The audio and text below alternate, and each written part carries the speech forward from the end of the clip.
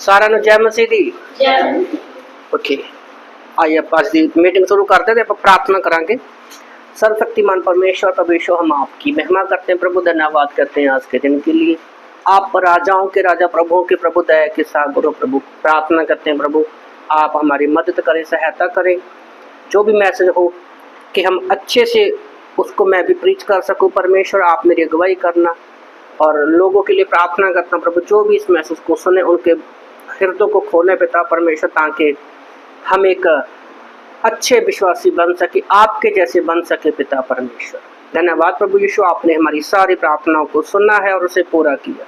प्रभु यीशु के नाम से मांगते हैं, आमीन आमीन। ओके, तो आज मैं जो है ना बात करने वाला हूं वो है मुझ पापी पर दया कर। क्योंकि हम सबको जरूरत है परमेश्वर की दया की, और हम हर रोज पाप भी करते हैं। कभी कभी ऐसा होता है कि हम पापी होते हैं पर हमें अपने आप को महसूस नहीं होता। तो आज की जो कहानी है उसमें हम देखेंगे कि एक्चुअल में जो व्यक्ति पापी होता है उसको कैसा फील होता है। लूका की किताब अध्याय 18 वचन 9 से लेकर 14 तक हम इनको पढ़ेंगे।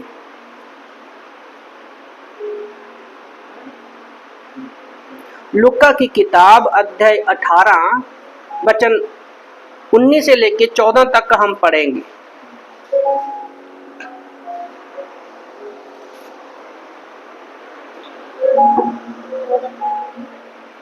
लूका की किताब अध्याय 18 वचन 9 से लेकर 14 तक हम पढ़ेंगे। ओके, तो यहाँ पे लिखा है, यहाँ पर दो लोग हैं जो प्रार्थना कर रहे हैं।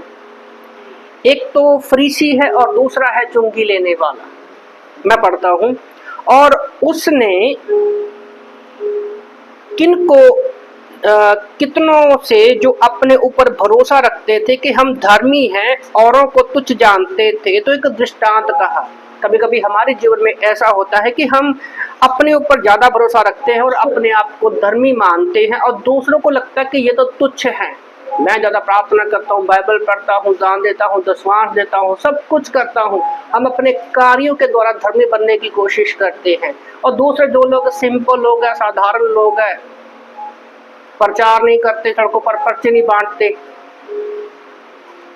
चर्च में कम आते, तो हम उनको कई बार तुच्छ जानने लगते हैं। वो लोग तुच्छ नहीं है।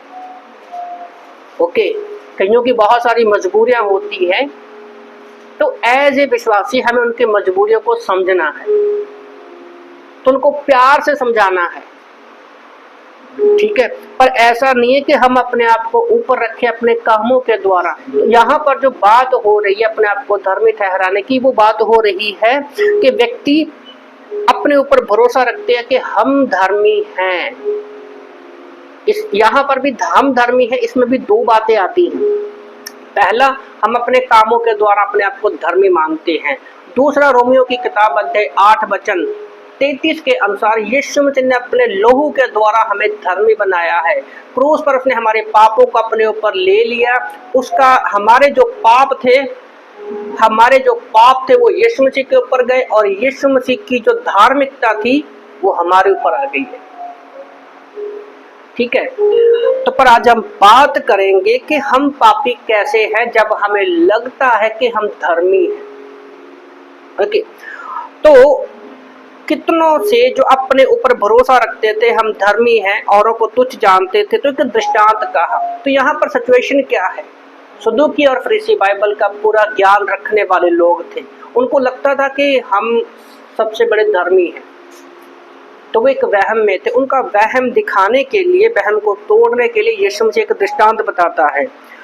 लूका की किताब अध्याय 18 वचन 10 में वो क्या कहता है? दो मनुष्य मंदिर में प्रार्थना करने के लिए गए, एक फरीसी था और दूसरा चुंगी लेने वाला। एक फरीसी था और दूसरा चुंगी लेने वाला। फरीसी खड़ा होकर अपने मन में प्रार्थना करने लगा, हे परमेश्वर, तेरा धन्यवाद करता हूँ, मैं और मनुष्य की नाई अंधेर करने वाला, अन्यायी और व्यभिचारी नहीं, और ना ही इस चुंगी लेने वाले के समान हूँ। एक बात यहाँ पर लगी ना कि वो व्यक्ति प्रार्थना बोलकर नहीं कर रहा। मंदिर में, चर्च में आए हैं सब लोग, 2 जन चर्च में आए हैं, तो एक व्यक्ति जो फरीसी था वो मन में प्रार्थना कर रहा है। तो परमेश्वर हमारी मन की बातों को जानता है। हालेलुया। मन की बातों को जानता है कि मन में हमारे क्या चल रहा है। हो सकता है कि हम लोगों को दिखावा करें, पर हमारे मन में एक्चुअल में क्या चल रहा है वो परमेश्वर जानता है। तो वो क्या मन में चल रहा है कि मैं मनुष्यों के दूसरे लोगों की तरह लोगों को अंधेर करने वाला नहीं है, अत्याचार करने वाला नहीं हूँ, मैं अन्यायी नहीं हूँ, मैं लोगों का न्याय करता हूँ, अन्याय नहीं करता हूँ उनके ऊपर। ओके, तो वो एक बड़े वहम में था। तो फिर कहता है मैं व्यभिचारी नहीं हूँ। व्यभिचार का मतलब ये नहीं होता कि आपने किसी को पकड़ा, उसके साथ बलात्कार किया, फिजिकल रिलेशनशिप बनाई तब आप व्यभिचारी होते हो। जबकि मत्ती की किताब अध्याय 8:28 में, मत्ती 5:28, मत्ती की किताब अध्याय 5:28 या 6:28 है, पढ़ो तो जरा। पहली बार में ये वचन भूल गया।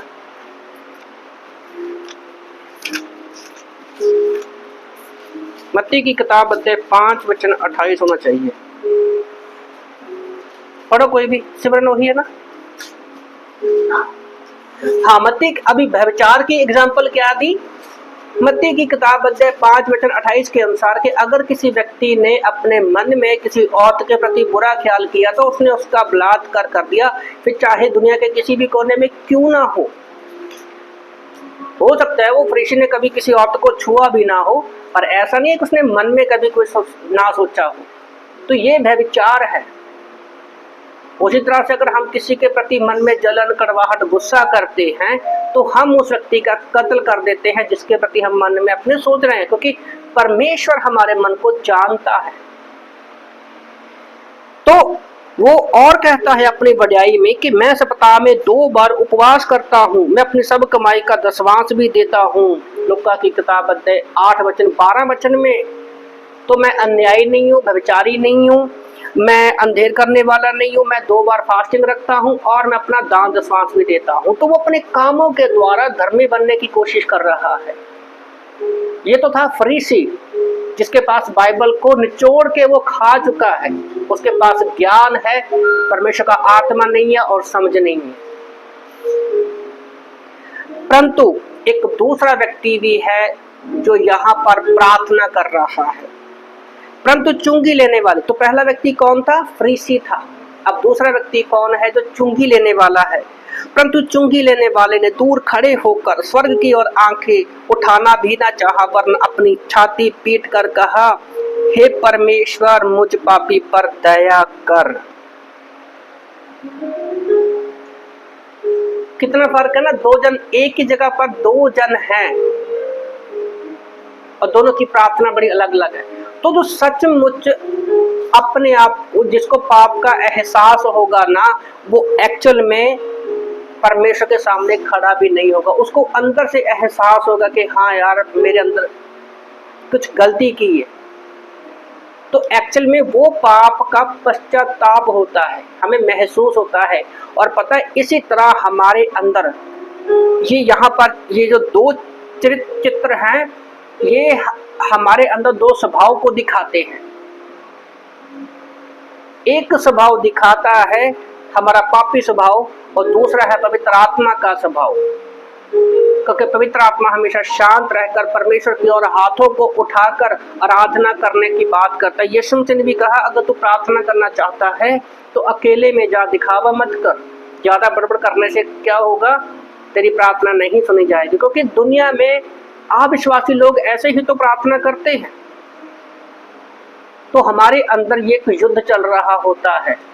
नहीं, आज तो मैं चर्च जाकर आया हूँ, मैंने प्रार्थना की है, मैंने 10वांश दिया है, तो मैं धर्मी बन गया, प्रभु खुदा जो है शायद मुझे एक्सेप्ट करेगा। नहीं, पर दूसरा है जो सिर्फ दूर खड़े होकर, वो देखो अपने आप को इतना पापी महसूस किया, हालेलुया, इतना महसूस किया कि वो परमेश्वर के सामने अपने आप को खड़ा होने के लायक भी नहीं समझ रहा, और उसने सिर्फ अपने हाथों को उठाया, अपनी आंखों को स्वर्ग की ओर उठाना भी ना चाहा कि मैं लायक नहीं हूं।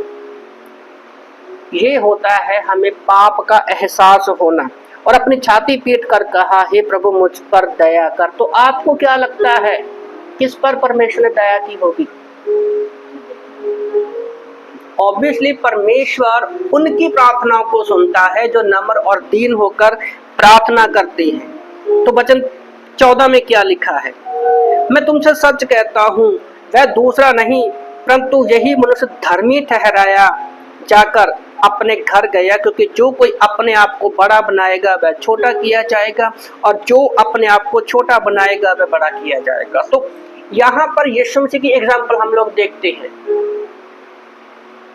यीशु मसीह ने अपने चेलों के पैर धोए।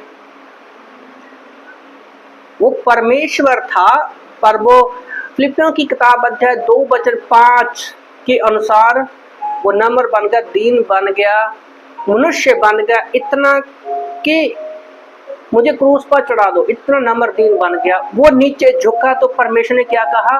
उसको ऊंचा उठाया। आज स्वर्ग में सिर्फ इकलौता वो यीशु है जो स्वर्ग में उठाया गया। क्यों? क्योंकि वो नम्र था और दीनता के साथ था। तो जब भी हम कहते हैं कि परमेश्वर तू मेरे पापों को क्षमा कर, तो उसके लिए नम्रता और दीनता होनी बहुत जरूरी है, जो कि हम यीशु मसीह की लाइफ में देखते हैं। ओके, तो वचन 13 जो है, तो ये एक छोटी सी प्रार्थना है। ये पापी के हृदय जब हम प्रार्थना करते हैं तो पापी के हृदय से जो प्रार्थना निकलती है वो परमेश्वर के हृदय तक पहुंचती है। तो यहाँ पर एक ज्ञान की जरूरत है जो बहुत से लोगों को नहीं होता। इस ज्ञान का जो फरीसी था उसको नहीं था ज्ञान, पर उस व्यक्ति को था, चुंगी लेने वाले को, कि अपने पापों को पहचानना और परमेश्वर की दयालु दया को याद रखना। पता है, पाप को पहचानना और परमेश्वर की दया एक ही सिक्के के दो पहलू हैं। हेड और टेल रहता है ना, तो एक ही सिक्के के दो पहलू है। जब हम अपने पाप को पहचानेंगे तो हम घुटनों पर आएंगे, नम्र होंगे, दीन होंगे, और हम परमेश्वर के सामने आएंगे कि परमेश्वर हम पर दया करने वाला, कृपा करने वाला परमेश्वर है। जैसे वो जो दूसरा व्यक्ति था, चुंगी लेने वाला, वो व्यक्ति नम्र हुआ। जक्कई की लुका की किताब अध्याय 19 में हम जक्कई की कहानी पढ़ते हैं ना। टैक्स लेकर तो वो कितना अमीर व्यक्ति बन गया, पर जैसे उसने यीशु मसीह उसके जीवन में आया, उसने 4 गुना वापस किया।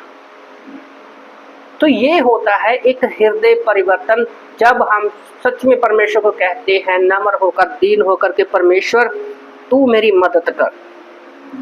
एक बार जान लो कि आप पाप के अयोग्यता की भावना हमें प्रार्थना का उत्तर पाने के लिए अयोग्य नहीं बनाती।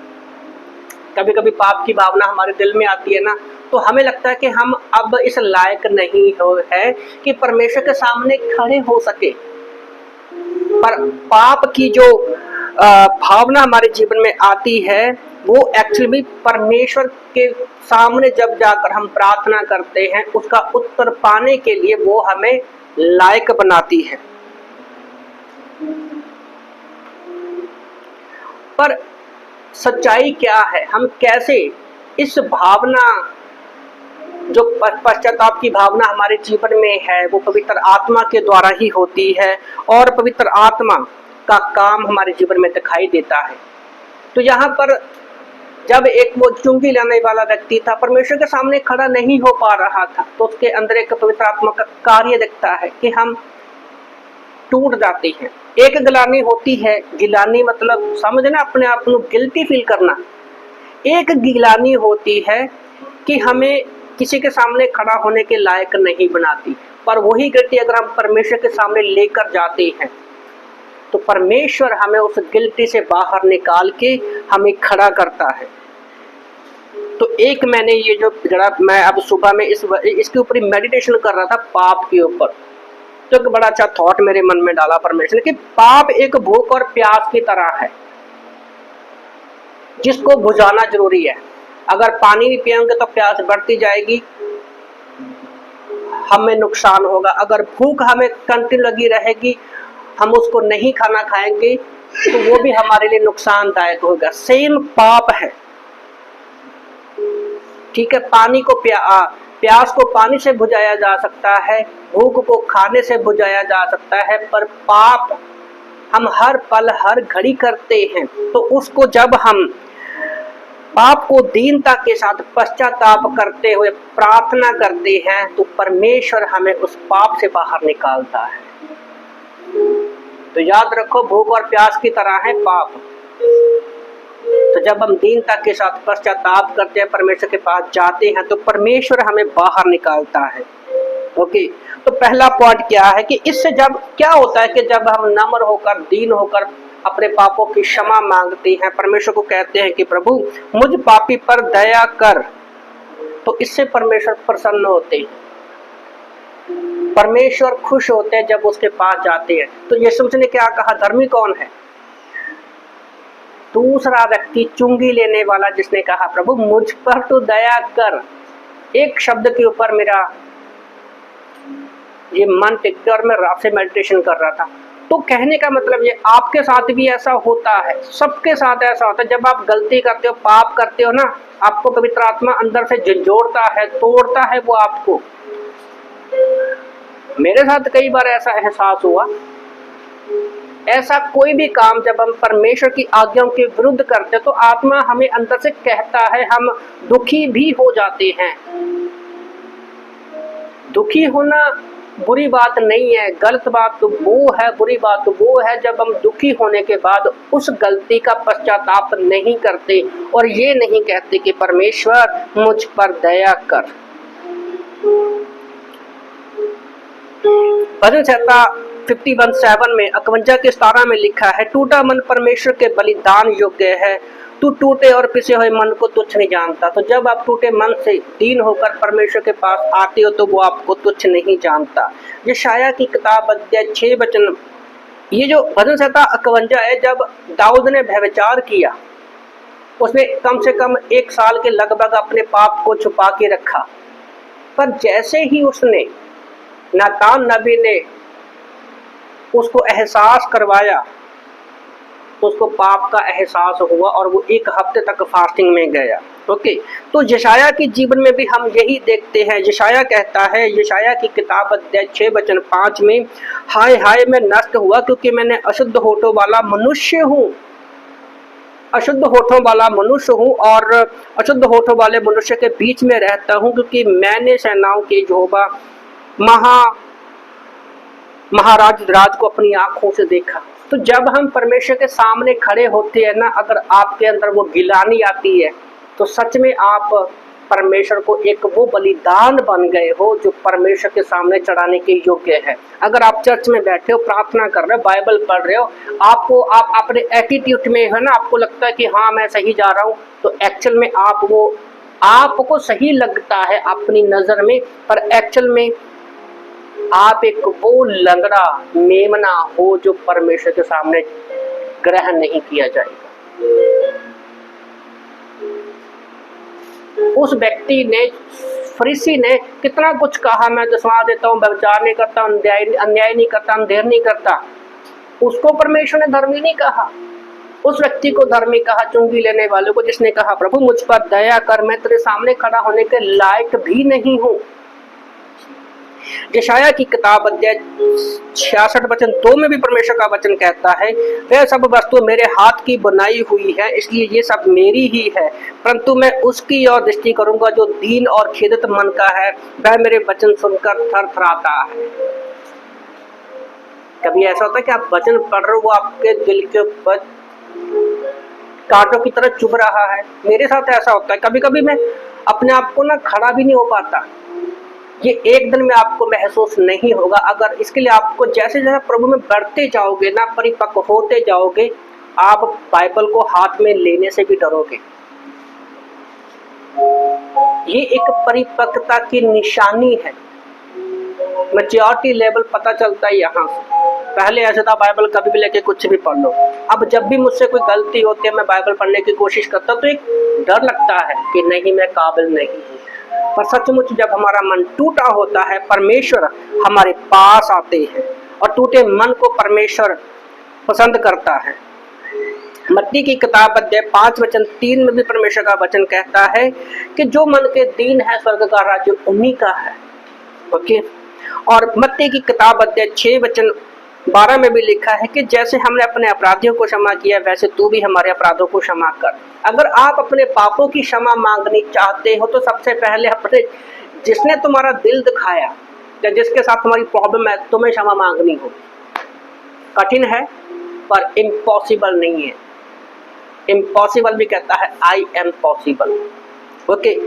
तो पहला पॉइंट ये था कि जब हम दीनता के साथ परमेश्वर के पास आते हैं हम कहते हैं कि परमेश्वर तू मुझ पर दया कर टूटे मन से, तो वो परमेश्वर खुश होता है। दूसरा पॉइंट क्या है, उसके बाद परमेश्वर की कृपा परमेश्वर की दया हम पर आती है। जब हम पढ़ते हैं भजन संहिता 51 का 1 में वो भजनकार दाऊद कहता है, हे परमेश्वर अपनी करुणा के अनुसार मुझ पर अनुग्रह कर, अपनी बड़ी दया के अनुसार मेरे अपराधों को मिटा दे। संसार में जाते हैं लोगों के पास जाते हैं तो वो हमें हमारे पापों की सजा देते हैं, पर जब हम परमेश्वर के पास आते हैं तो उसके अनुग्रह की वजह से परमेश्वर हमें हमारे पापों से क्षमा करता है। तो चर्च में आप आए हो जहां पर आपके पापों को उजागर नहीं किया जाएगा, क्या किया डज नॉट मैटर, पर सचमुच अगर आप टूटे मन से परमेश्वर के पास आए हो, अपने एटीट्यूड को साइड में रखकर आए हो, तो आज परमेश्वर आप पर अनुग्रह करेगा, दया करेगा। हालेलुया। और भजन संहिता 51 जो कहानी है, भजन संहिता दाऊद ने उस समय लिखा जब दूसरा शमूएल अध्याय 11 और 12 में उसने बत्शेबा के साथ पाप किया, तो उसको अपनी गलती का एहसास हुआ नातान नबी के कहने के मुताबिक, तब उसने जाकर 1 हफ्ते का फास्टिंग रखा था। ओके। जब आप टूटे मन हो ना तो भजन संहिता 51 पढ़ना, ठीक है। और अफिसियों की किताब अध्याय 2 वचन 4 में भी परमेश्वर का वचन कहता है, परमेश्वर जो दया का धनी है।